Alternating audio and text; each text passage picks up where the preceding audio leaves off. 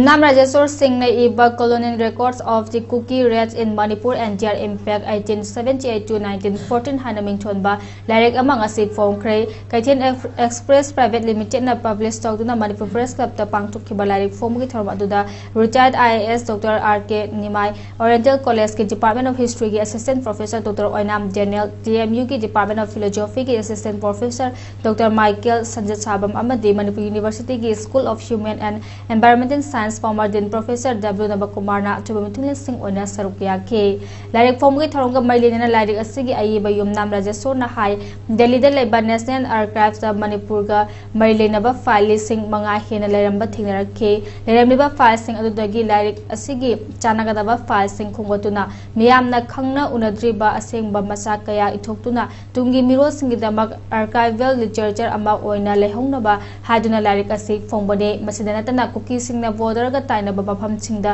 changduna mafam sing adu makhoina lauksna ba honarambagi thawong kaya colonial record ta iduna leiramba adu mayak sing Lairek asida iduna hapli haina phungdokhe adiki aina iriba Lairek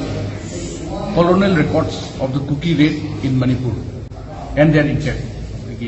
1878 to 1914 bauki record mayamsi aina collection tawjare haraga masi publish tawjabne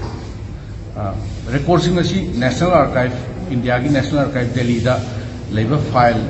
akoi gi Manipur mari leina file lising manga hena lei masidagi haiba topic sida khangale haraga collection tawraga aina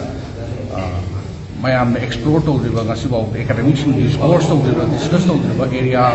ne khalaga